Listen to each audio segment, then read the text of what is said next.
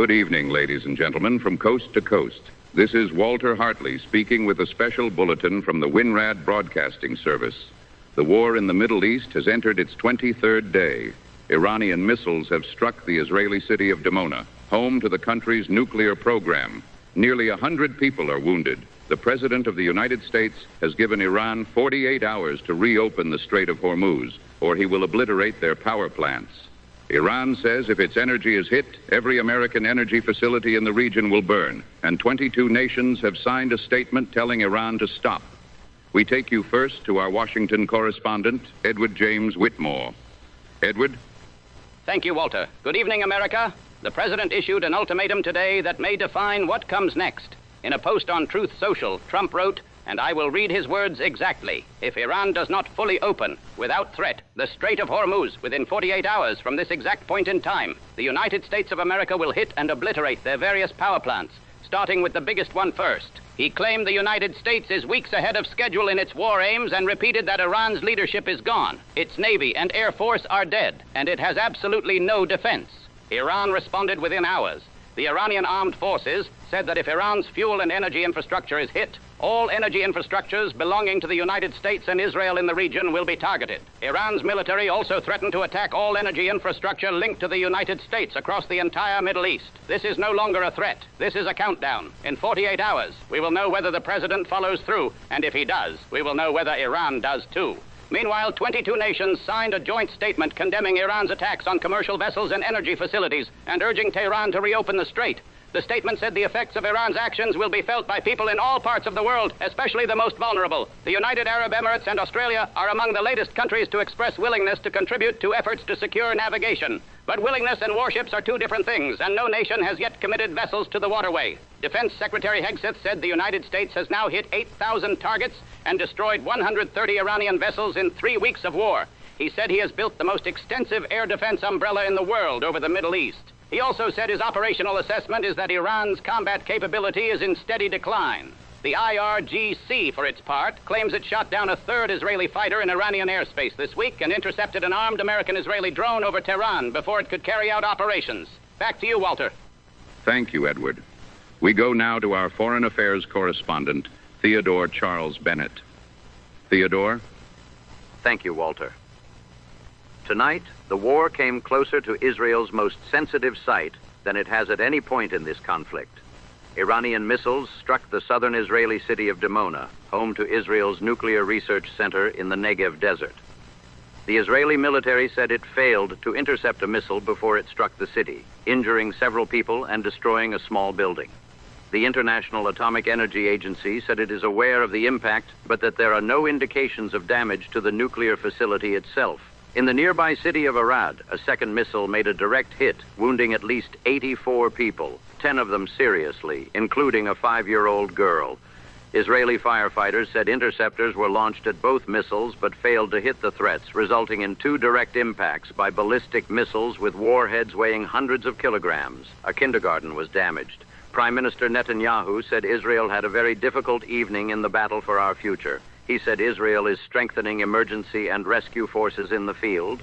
The IRGC said it targeted military installations and security centers in Dimona, Arad, Eilat, Beersheba, and Kiryat Gat. Tehran claimed more than 200 people were killed in the attacks. Israel reported no deaths but said the injuries were extensive. Netanyahu appeared publicly and said Israel is going after the Iranian regime and the IRGC with great force, going after them personally, their leaders, their installations, their economic assets. Israel launched simultaneous wide-scale waves of strikes on Iran and Hezbollah in Lebanon over the weekend, hitting more than 200 targets, including weapons storage, ballistic missile compounds, and key Hezbollah command centers. Theodore, what is the wider picture tonight? Walter, Iran's state broadcaster has now reported that more than 1,500 people have been killed in Iran since the war began, with more than 21,000 wounded and more than 200 of the dead under the age of 18. Israel's defense minister said that Israel and the United States would significantly escalate their attacks in the coming days, just hours after Washington indicated it was weighing ending the conflict. The contradiction between the American president saying he is winding down and the Israeli defense minister promising escalation is now impossible to ignore.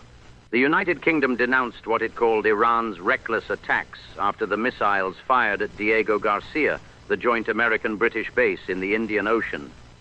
Netanyahu warned that Iran is putting everyone in their sights, citing the Diego Garcia strike as evidence that Iran's ambitions extend far beyond the region. Bahrain has now intercepted 143 missiles and 242 drones since February the 28th.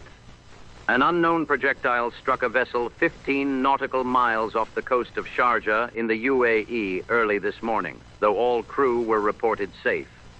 The threat level across the Gulf remains critical. In Lebanon, more than 1 million people have been displaced. More than 1,000 have been killed. Israel continues to strike Beirut and the south, and across the region, countries are bracing for what comes next, because the President of the United States has given Iran 48 hours, and the clock is now ticking. Back to you, Walter. Thank you, Theodore. Thank you, Edward.